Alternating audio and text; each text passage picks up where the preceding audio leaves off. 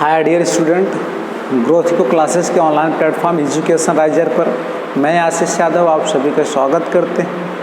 प्यारे बच्चों, जैसा कि आप सब जान रहे हैं, क्लास 10th में नया टॉपिक स्टार्ट हुआ है, त्रिभुज, ट्रायंगल। ठीक है ना।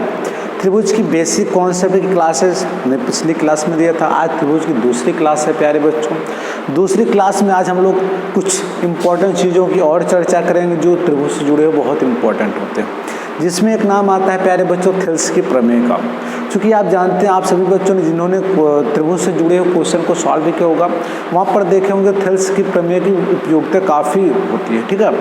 तो आज एक इम्पॉर्टेंट और कई बार परीक्षा में सीधे सीधे थेल्स की प्रमेय ही पूछ ली जाती है, या कई बार इसके एप्लीकेशन पूछे जाते हैं। कहीं ना कहीं परीक्षा में इससे जुड़े हुए तथ्य आपको जरूर देखने को मिलते हैं, इससे जुड़े हुए क्वेश्चन जरूर देखने को मिलते हैं। तो आज की क्लास हमारी बेसिकली क्या होगी, थेल्स की प्रमेय के इर्द गिर्द होगी। थेल्स की प्रमेय को फोकस किया जाएगा। ठीक है। तो चलिए प्यारे बच्चों, बढ़ते हैं क्लास की तरफ और जानते हैं क्या कैसे रहने वाला, थेल्स की प्रमेय क्या है, कैसे इस पर बातें कर लेते हैं। देखिए थेल्स की प्रमेय क्या होती है। देखिए थेल्स की प्रमेय सबसे पहले हेडिंग ही हमारी है थेल्स की प्रमेय। ठीक है। अब देखिए इसको आधारभूत प्रमेय भी कहा जाता है। तो देखिए एक्चुअल में थेल्स की प्रमेय तो ज़्यादा पॉपुलर उसी के नाम से। तो भाई देखिए थेल्स की प्रमेय क्या कहती है।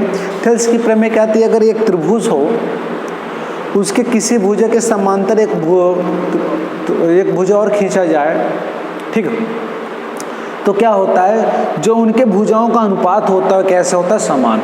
आप और अच्छा समझ सकते हैं। जैसे मान लेते हैं हम एक त्रिभुज ABC बना रखे हैं, ठीक। अब देखिए कह रहा है त्रिभुज ABC के समांतर हमने एक भुजा और खींचा। ये जब हमने खींचा तो देखिए AB और AC को D और E बिंदुओं पर प्रतिच्छेद करती है। तो थेल्स की प्रमेय में यहाँ बताया गया कि यदि किसी त्रिभुज के अगर कोई दो भुजाओं से के किसी बिंदुओं से तीसरी भुजा के समांतर कोई रेखा खींची जाती है, तो इनका जो अनुपात होता है क्या होता है प्यारे बच्चों, समान होता है। ठीक। चलिए हमने कुछ नहीं किया, एक सिंपल से त्रिभुज ABC बनाया। आप भी ऐसे एक त्रिभुज सिंपल से ABC बना लीजिए।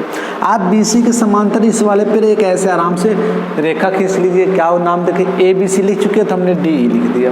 ठीक है ना। अब देखिएगा, बात समझिएगा। हमने यहाँ से AD से एक लंब खींचा यहाँ पर, तो यहाँ से खींचा तो EN बना, और यहाँ से खींचा D से खींचा तो DM बना। ठीक। अब देखिएगा उसी प्रकार हमने इसको यहाँ से मिला दिया, इसको यहाँ से मिला दिया। अब देखिए जब ये थ्योरम को प्रूफ करेंगे तो समझिएगा, एक बार अगर आप इसको ढक लीजिए तो आप यहाँ पर देखेंगे आपको दो त्रिभुज दिखेगा, ADE और BDE, दो त्रिभुज बनेंगे। ठीक है प्यारे बच्चों, जब त्रिभुज ADE बनाएंगे तो इनके बीच की ऊंचाई क्या होगी, आप देखेंगे ये होगी EN होगी। अगर वही सेम BDE बनाएंगे तो देखिए जो ऊंचाई यहाँ पर होगी वही ऊंचाई तो यहाँ पर भी होगी, क्योंकि इससे ज़्यादा तो यहाँ है नहीं, तो ऊंचाई तो सेम रहने वाली है। सिमिलरली अगर इसी प्रकार अगर इस तरीके से बनाया जाए, इसको अगर ढक लिया जाए तो ADE एक त्रिभुज ये लिया जाएगा, एक त्रिभुज क्या लिया जाएगा, DEC लिख लो या EDC लिख लो। तो इसके बीच जब ऊंचाई की बात करेंगे तो ऊंचाई जो यहाँ है DM यहाँ रहेगी, वही यहाँ पर भी रहेगी। कई बार बच्चों के मन में कन्फ्यूज हो तो सर एक बार ये ऊंचाई कम करेगी, एक बार ये ऊंचाई। देख मेरे प्यारे बच्चे, ऐसा कुछ भी नहीं होगा। अगर आप इसको पूरा का पूरा ढक लीजिए तो त्रिभुज मैक्सिमम ऊंचाई यही तो है, इससे ज़्यादा तो है नहीं, तो ऊंचाई तो यही होगी, जो यहाँ होगी वही यहाँ पर भी होगी। ठीक। तो बात करते हैं प्यारे बच्चों थेल्स की प्रमेय में क्या करना है। सबसे पहले आप एक त्रिभुज ABC का निर्माण करेंगे बढ़िया से, फिर जो नीचे की भुजा BC होगी उसके समांतर हम एक रेखा क्या खींचेंगे, DE खींचेंगे प्यारे बच्चों। फिर एक बार D से AE पर लंब खींचिएगा, एक बार E से AD पर लंब खींचिएगा। चूँकि आपको बताऊं इसका उपयोग कहाँ पर, चूँकि जब हम लोग लगाएंगे त्रिभुज के क्षेत्रफल, तो आप सभी को पता है कि त्रिभुज के क्षेत्रफल होता है 1/2 आधार गुणे ऊंचाई। आधार तो मिल जाएगा आसानी से, ऊंचाई की हमें आवश्यकता पड़ेगी। इसीलिए यहाँ से हम देखिए ये जो लंबवत है क्या होगी, इसकी क्या होगी, ऊंचाई होगी, ऊंचाई का कार्य करेगा। ठीक है। तो चलिए बात करते हैं प्रूफ की तरफ। हमें क्या दिया गया, पहले दिया गया एक त्रिभुज ABC में भुजा BC एक समांतर रेखा खींची गई, जिसका नाम आप क्या कह सकते हैं, DE कह सकते हैं। सिद्ध क्या करना है बच्चे, सिद्ध करना यही कि इनका जो इनके भुजाओं का जो अनुपात है और इनके भुजाओं का जो अनुपात आपस में कैसा होगा, समान होगा। कैसा होगा प्यारे बच्चों, समान होगा। बात समझ में आ रही। चलिए प्रूफ करते हैं, दिया है लिख लिए हैं, सिद्ध करना है या भी लिख लिया गया। बात उत्पत्ति की करते हैं, किसकी बात करते हैं, उत्पत्ति की। तो उत्पत्ति में ध्यान रखना, आपको क्या लेना है, एक बार त्रिभुज ADE का क्षेत्रफल लेना है। एरिया ऑफ ट्रायंगल, कौन सा ट्रायंगल ADE। एक चीज बताओ, त्रिभुज का क्षेत्रफल क्या होता है, 1/2 गुणे आधार गुणे ऊंचाई, ये होता ना। अगर इनको त्रिभुज के क्षेत्रफल की बात हो तो त्रिभुज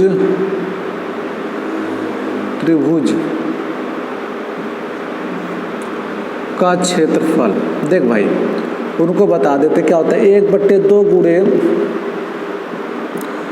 आधार गुणे ऊंचाई, ये होता है, ठीक है ना। तो ध्यान रखना, त्रिभुज की क्षेत्र बात करें तो 1/2 आधार गुणे ऊंचाई होता है। क्या होता है,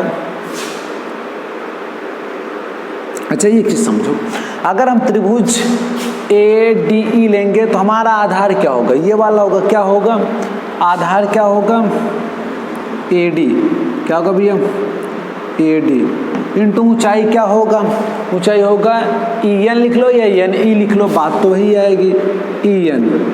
ठीक, बात समझ में आ रही। और आगे बढ़ते हैं, त्रिभुज, अब देखिए एक बार हमने किसका निकाला, ADE का निकाला। आप किसका निकालेंगे, आप ऐसा कह सकते हैं BED का कह सकते हैं या BDE का, BDE। ठीक, फिर से वे फार्मूला 1/2 बोले तो हाफ, इसका क्या होगा, आधार कितना होगा भैया, BD इंटू, देखो ऊंचाई हमने बताया, अगर इसको ढक लेंगे तो ऊंचाई जो इसके लिए काम करेगी वही इसके लिए भी काम करेगी। तो क्या होगा, EN। यहाँ तक आई होप बातें समझ में आ रही है आसानी से, ठीक है ना। यहाँ तक चीज़ें क्लियर हुई कि नहीं, कोई डाउट तो नहीं। चलो अभी क्या करना, आपको बहुत आसान फंडा है, इन दोनों में रेशियो निकाल लो, अनुपात area of triangle ADE upon area of triangle BD, क्या BD। ठीक भाई, यहाँ तक समझ में आ। देखो अगर अनुपात निकालेंगे तो हाफ AD इंटू EN, ठीक भाई, हाफ BD इंटू EN। देखो EN से EN कैंसिल हो जाएगा, हाफ से हाफ कैंसिल हो जाएगा। तो area of triangle ADE upon area of triangle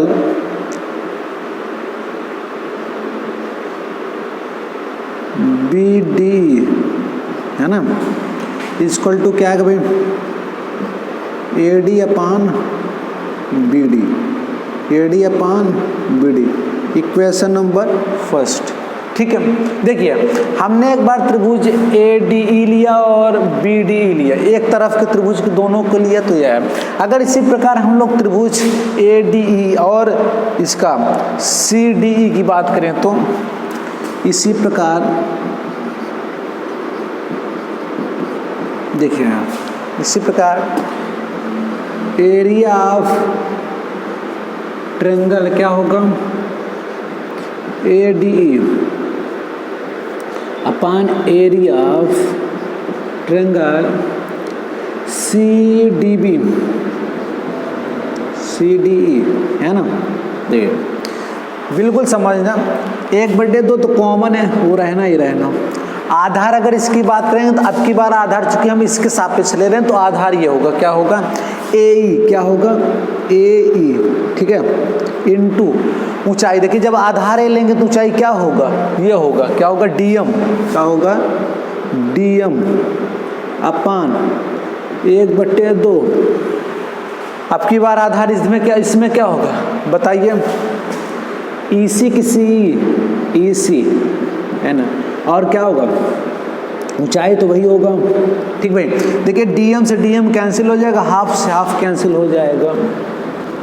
area of triangle ADE upon area of triangle CD, ठीक ना भाई,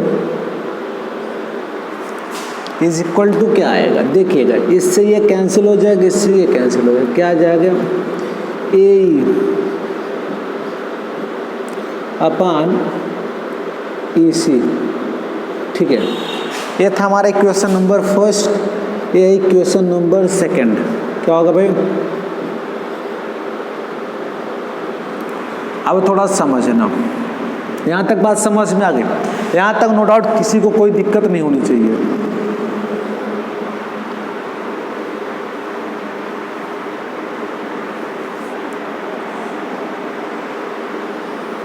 देखो अब देखिए यहाँ तक समझ में आया, दो समीकरण। अब देखिएगा जब हम त्रिभुज BDE बनाए तब, और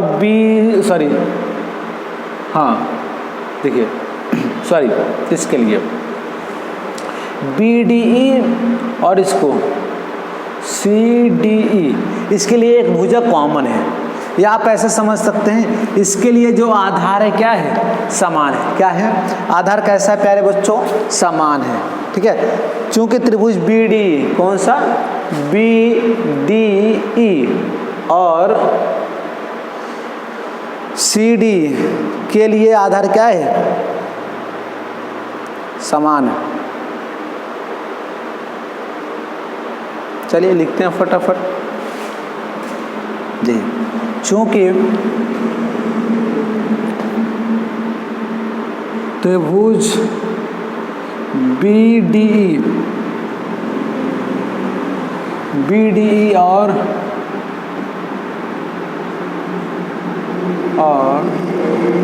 त्रिभुज BDE और त्रिभुज CDE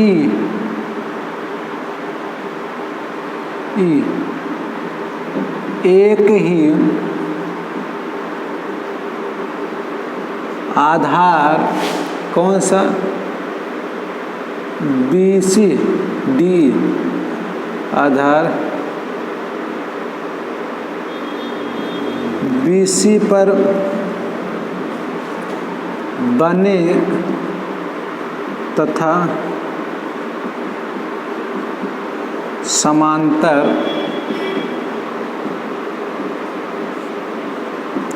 है। ठीक है ना, इसलिए ध्यान रखिएगा, इसलिए अब देखिए इनका क्या होगा, area of triangle BDE is equal to area of triangle, थोड़ा स्पेस प्रॉब्लम भाई, इधर नीचे लिखते हैं, एरिया ऑफ ट्रायंगल दिख रहे हैं भाई, AD नहीं होगा, BDE is equal to area of triangle कौन सा, CDE। इनका क्या होगा, दोनों के एरिया इक्वल होंगे। ये होगा आपका इक्वेशन नंबर थर्ड। कौन सा इक्वेशन होगा, थर्ड। दिख रहा है भाई पूरा, कुछ कर तो नहीं रहा, दिखना चाहिए बच्चों को। इक्वेशन नंबर थर्ड बन जाएगा। अच्छा देख लेना, ठीक है। चलिए थोड़ा सा शायद कट रहा है, थोड़ा से, ठीक है।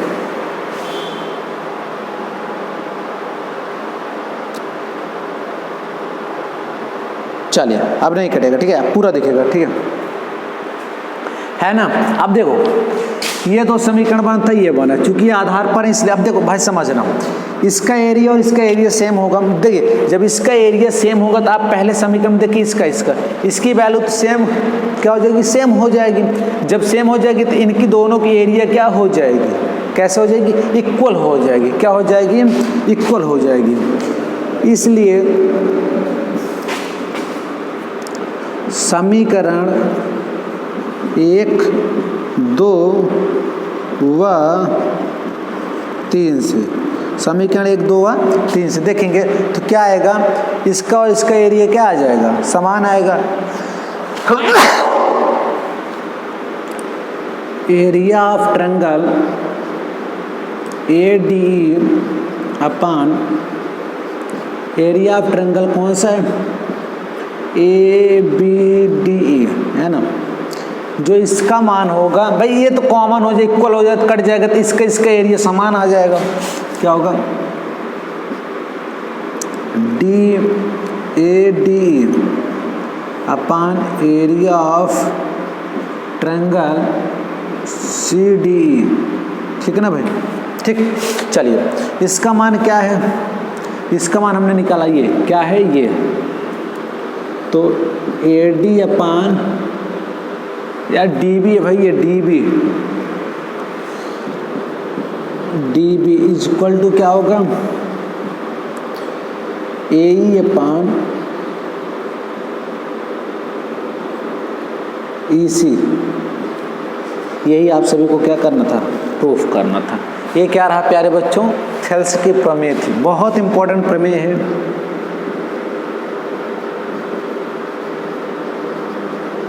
हैंस अप्रूव, क्या हो गया, सिद्ध हो गया। ठीक, रियली बता रहा हूँ, थेल्स की प्रमेय एक बहुत इंपॉर्टेंट टॉपिक होता है प्यारे बच्चों। आपको करना कुछ नहीं, वैसे आई होप चीज़ें आपको समझ में होगा। अगर कोई डाउट होता है तो एक बार दो बार वीडियो को बार बार रिवाइज जरूर कीजिए, बिल्कुल रिवाइज करिएगा, ठीक है।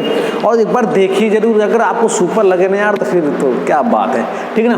समझ में आएगा नहीं, थेल्स की प्रमेय क्लियर हुई कि नहीं हुई, बताओ जल्दी से, थेल्स की प्रमेय क्लियर हुई कि नहीं हुई, है ना। चले आगे बढ़े, चल भाई, हैंस प्रूव। चलिए लिख लिए, स्क्रीनशॉट ले लीजिए, फिर आगे बढ़ते हैं, ठीक है। कुछ और इम्पोर्टेंस रूल हैं जिनको आपको बताने वाले, फिर एक्सरसाइज पर आएंगे, ठीक है। मिटा दें इसको,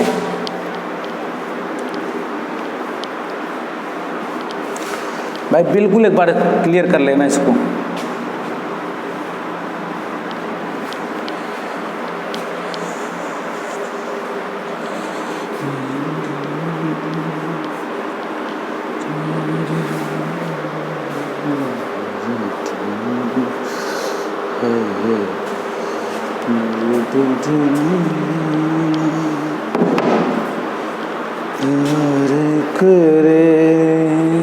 चले आगे बढ़े, चलिए कुछ ट्रायंगल्स और इम्पोर्टेंट रूल लिख लेते हैं, बात कर लेते हैं। जैसे हमने काफ़ी भी ऐसी चीज़ें बता रखा है, तो एक चीज़ और बता देते हैं आपको, क्या है, जैसे कोई भी त्रिभुज होता है, थेल्स की प्रमेय तो हो गई, बात खत्म होती है।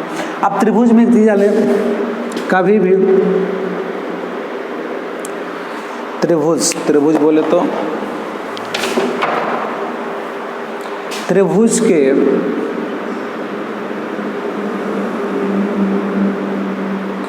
त्रिभुज के तीनों अंतः कोणों का योगफल सदैव 180 अंश होता है। याद रखना, क्या त्रिभुज के तीनों अंतःकोणों के योगफल सदैव 180 अंश होता है, ठीक है ना। बात समझ में, त्रिभुज के तीनों कोणों के योगफल या तीनों अंतःकोणों के योगफल सदैव कितना होता है प्यारे बच्चों, 180 होता है। ये बात समझ में। एक चीज़ यहाँ पर और, ये इंपॉर्टेंट चीज़ थी, हमने कहा बता दे, चूँकि कई बार बच्चों के लिए बनता है। हमने त्रिभुज के बेसिक में एक टॉपिक छूट गया था हमारा बताना, वहाँ यहाँ पर क्लियर कर दे रहे हैं, चूँकि बच्चों के मन में डाउट ना हो। देखिए दूसरा पॉइंट क्या है, त्रिभुज किसी त्रिभुज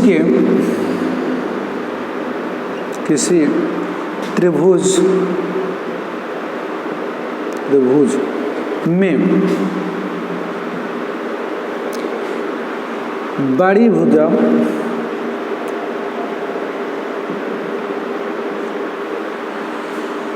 शेष या छोट दोनों छोटी भुजाओं का योग सदैव 180 बड़ी भुजा से बड़ा होता है। ठीक है, किसी त्रिभुज में दोनों छोटी भुजाओं का योग सदैव बड़ी भुजा में बड़ा होता है, बड़ा होता। एक चीज बताऊं भाई, ये क्वेश्चन एसएससी सीजीएल में पूछा गया था कि मतलब त्रिभुज निर्माण होने का प्रतिबंध क्या है, या मतलब कब वह कंडीशन क्या होगी जब त्रिभुज बन सकता है। तो ध्यान रखना, जैसे त्रिभुज होता है, 3 भुजा होती हैं, तो कोई ना कोई 2 भुजा छोटी होती है, 1 बड़ी भुजा होती है। सदैव ध्यान रखिए, जो छोटी भुजा होती हैं उनका योगफल अगर बड़ी भुजा से बड़ा नहीं होगा, कभी भी त्रिभुज का निर्माण संभव नहीं होगा। अगर इसको हम लोग प्रैक्टिकली देखना चाहें प्यारे बच्चों, ऐसे मान लेते हैं हमने एक भुजा बनाया ऐसे, कितने सेंटीमीटर का खींच लिया, मान लें 10 सेंटीमीटर, कितने का, और इधर हमने खींच लिया कितने का, 5 सेंटीमीटर का, इधर खींच लिया कितने का, 4 सेंटीमीटर का। ठीक, बात सही है। अब देखो, अगर ये 5 का है, ये 4 का है, आप देखो इसको थोड़ा देखना, अगर आप इसको ऐसे मान ले, ऐसे ऐसे ऐसे ऐसे ऐसे गिरा झुकाते झुके, एक स्थिति ऐसी आएगी कि क्या होंगी, ये दोनों कहीं पर मिलेंगे नहीं, जबकि ये ऐसे ऐसे ऐसे ऐसे ऐसे आते हुए, ऐसे ऐसे आते हुए यहाँ पर ऐसे आ जाएंगे। जब ये दोनों यहीं पर मिल जाएंगे, आप देखिएगा क्या ये त्रिभुज का निर्माण करेंगे? किसी भी तरह से कभी भी त्रिभुज का निर्माण नहीं हो सकता है। निर्माण तभी होगा जब इन दोनों जो छोटी भुजा हैं इनका योग इससे बड़ा होगा। जैसे ये 5 है, अगर ये बराबर होंगे तब भी नहीं हो पाएगा, बड़ा होना चाहिए। 6 5 11 होता है ना, तब देखेंगे त्रिभुज बन जाएगा। आप इसको प्रैक्टिकली कर सकते हैं। आप 2-3 ऐसे आप क्या कहते हैं, डंडी ले लीजिएगा, आप छड़ी ले लीजिएगा, उसके अनुसार आप करके देखिएगा तो बहुत मजे आएंगे इसको करने में। ठीक है, प्रैक्टिकली करके देख लीजिएगा। ठीक है, 6 होगा तब बनेगा, 7 होगा, 8 होगा, मतलब इससे बड़ा होना चाहिए, छोटा नहीं सकता। एनी हो एनी कंडीशन, अगर छोटा हुआ तो कभी भी त्रिभुज का निर्माण नहीं हो सकता है। ठीक, तो हम लोगों ने पिछली क्लास में त्रिभुज की बेसिक कॉन्सेप्ट कर रखा था। 2 इंपॉर्टेंट चीज़ें छूटी हुई थी, हमने इस क्लास में क्लियर किया। और हाँ, आज जो पढ़ाया था हेल्थ सेक्टर में, देखिए बता रहा हूँ, बहुत इंपॉर्टेंट मैथ की जान है।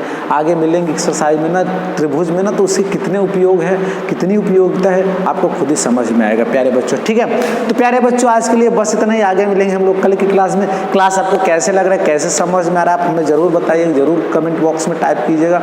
हाँ, अगर चीज़ें आपको बेहतर लग रही हैं तो आप अपने अधिक से अधिक मित्रों तक, अपने भाइयों तक, बंधुओं तक, जो भी हैं उन सब तक शेयर कीजिएगा। ठीक है, और फटाफट लाइक जरूर कर दीजिएगा। ठीक है, सेशन आपके लिए कैसे लग रहा है इसके लिए जरूर कमेंट बॉक्स में बताइएगा। ठीक, ओके।